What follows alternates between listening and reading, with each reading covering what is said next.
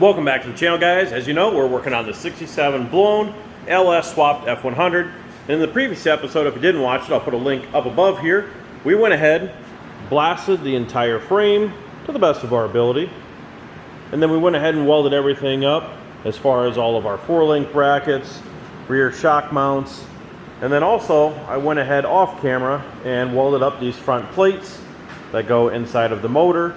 So that way we've got extra reinforcement there, and it also gives us a place to tie in our front motor mounts. And yeah, at this point, I'm gonna go ahead and throw you a little time lapse. We're gonna do the same process that we did before in reverse.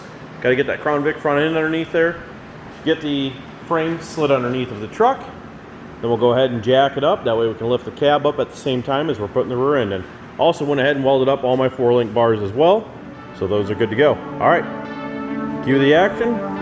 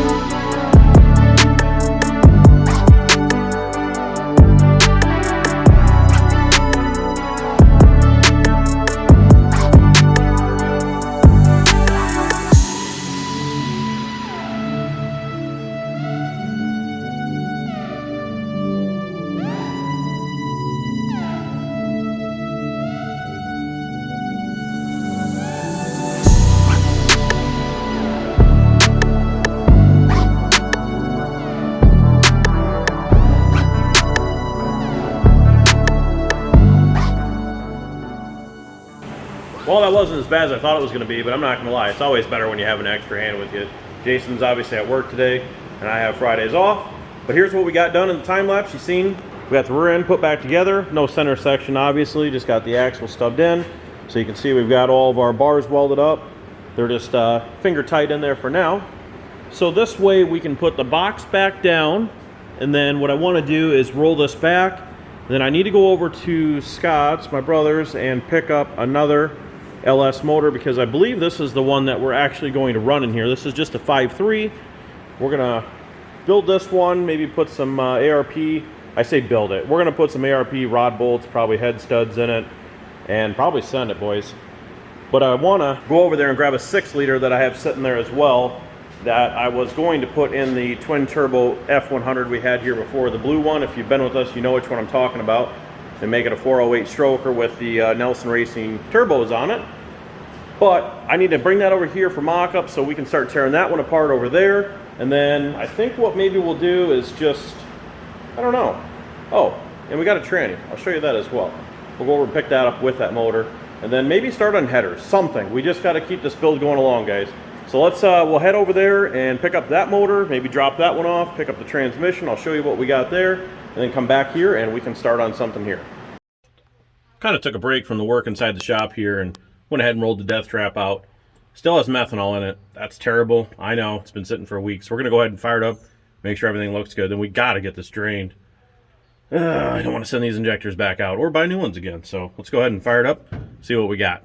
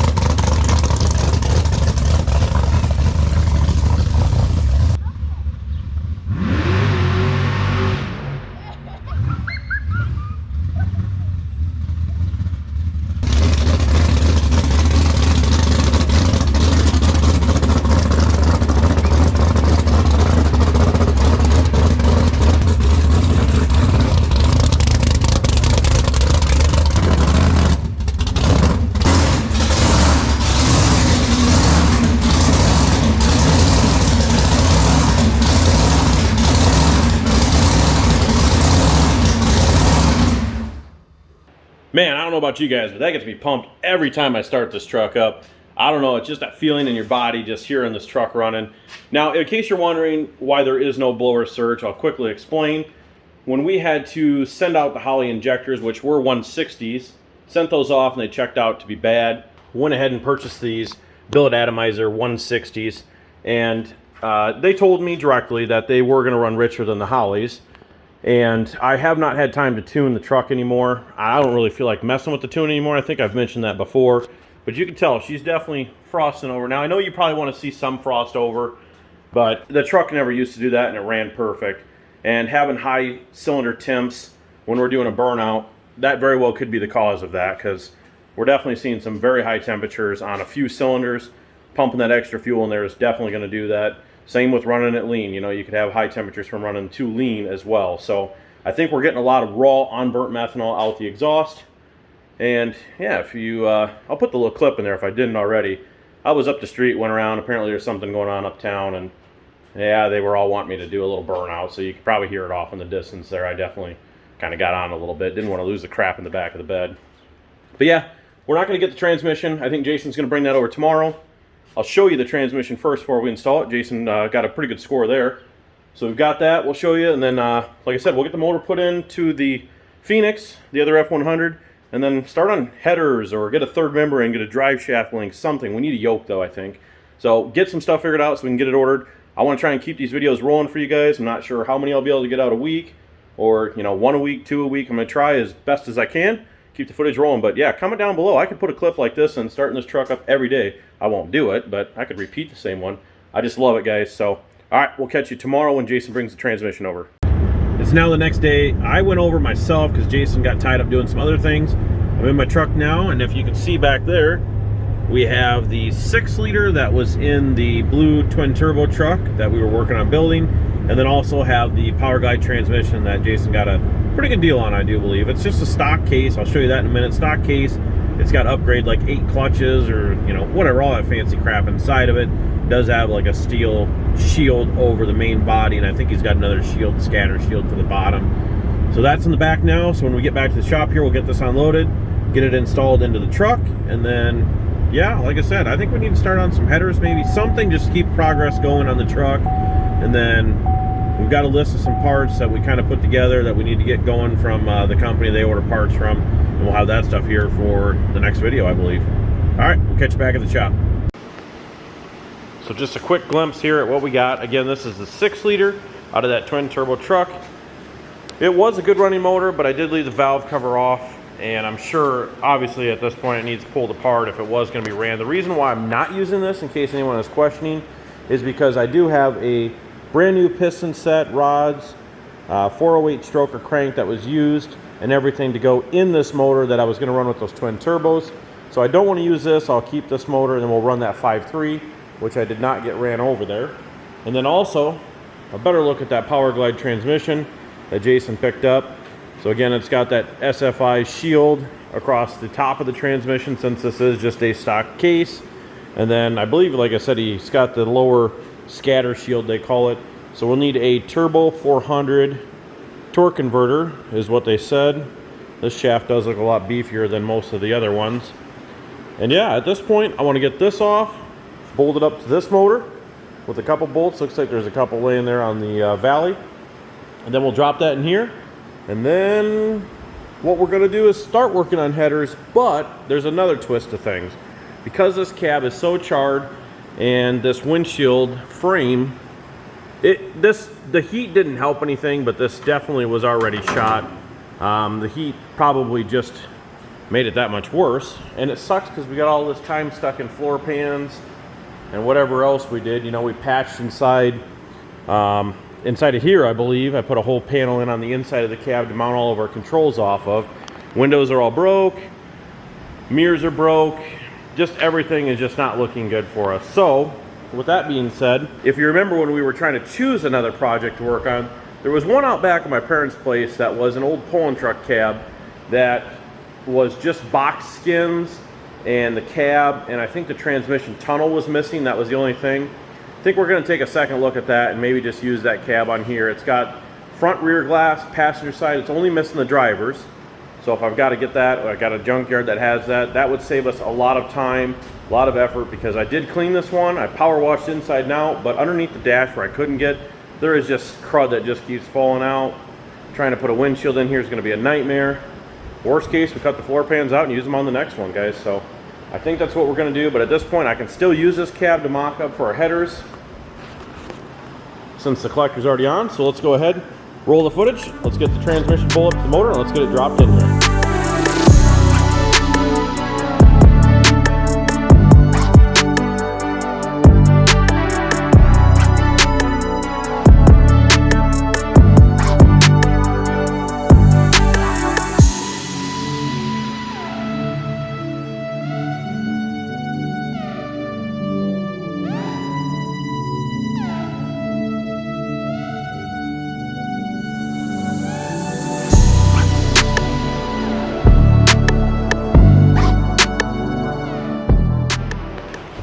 You know, as things usually go, as you see in there, we fought this thing to try and get it in, and we're a little ways from going in yet. We got about, I don't know, 4 inches there, and the issue is that we're running that scatter shield or the protective cover, whatever you want to call it, and that's hitting the cab. We do have to go down slightly, but we can't go in because this has an extra deep pan on it. So I've marked it down there, and I'll have to do just like I did on the death trap, where I'll take cutoff wheel, notch that section, we'll lower that, plate it down, reinforce it again, and we should be good to go. So at this point I marked it. Go ahead and pull it out. Thanks to Noah and Morgan for the help. I don't have my engine leveler, so I can't really keep it straight.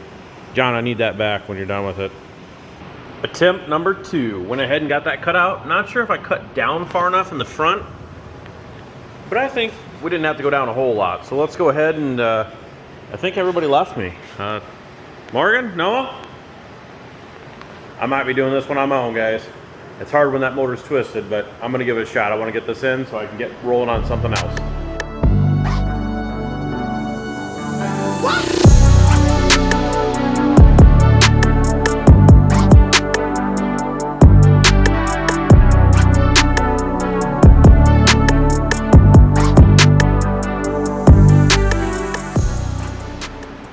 Finally, after struggling, I didn't think it was gonna go there because it was sitting on this front lip, which I will need to cut down additional, but I did cut the back down further for some reason, and once I got it past that front lip, it did drop in there.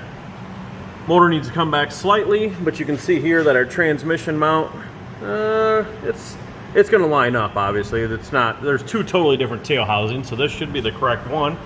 We just need to get the motor slid back all the way. Bolt holes look like they're lining up there on the motor plate, the mid plate. It's just, it's about a 1/4 inch. Yeah, good 1/4 inch from being back all the way. So that's why it's not lined up. But yeah, motor's in. The only concern I have is, well, I guess there really should be no concern. I'm thinking that, is this the right distance for a transmission mount? But we mocked all this up with the motor sitting on there, and obviously this is bolted solid to the motor with that mid plate, so we should be good to go. We just need to, I mean, obviously it's not good having the transmission just hanging off of there. It's not like we're gonna run it like that, but I think I want to let it down, put some bolts in there, and then I think at this point maybe we could start, you know, thinking about mocking up like the driver's side header and maybe drilling holes to the frame for these mounts. Anything we could possibly do. Let's go ahead and let it down. Let's pull the collector flange off, or a header flange off of the other LS that was in there. Bolt that up to the driver's side, and maybe we can get some pipes out and start cutting.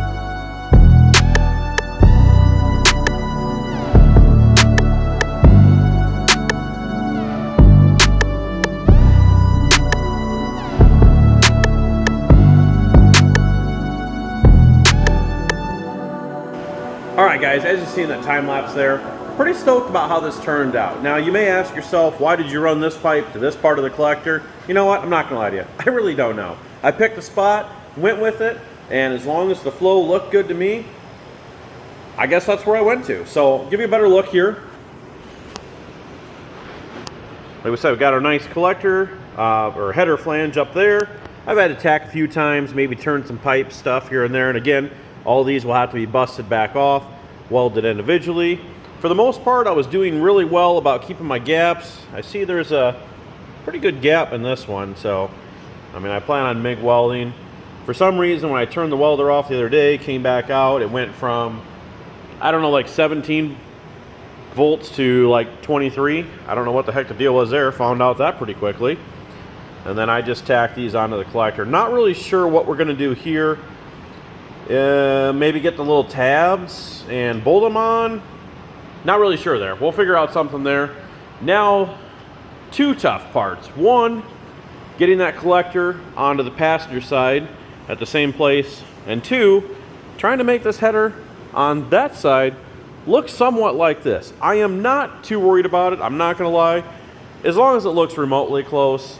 You know, my truck, they're both different. And I had to deal with the steering column, where this one, I think we've got plenty of clearance where the column's going to be shooting straight down underneath of there, which will be nice because I have to take my column shaft out every time when I want to take my header off.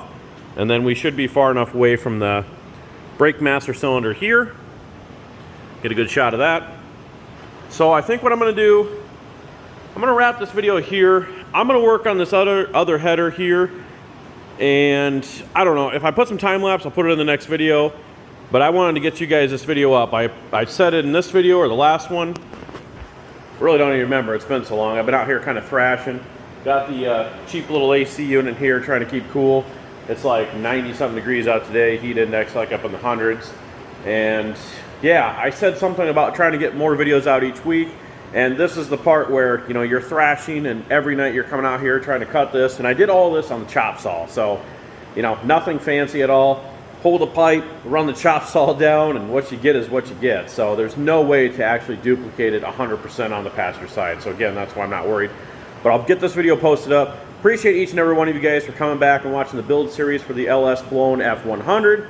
And we'll keep plugging away, guys. After this, at some point, we're going to have to go pull the motor out of Jason's Camaro and get that all switched over to mechanical injection so all the EFI stuff can come onto this truck, because we're definitely going to run EFI being an LS motor. So I'm going to need all that stuff. So mechanical injection, for all you guys wanting it, it is coming on the Camaro. That'll be our first one running mechanical. So stay tuned for that as well. Like, comment, share, and subscribe down below. We'll appreciate it. Thanks again. We'll see you in the next one.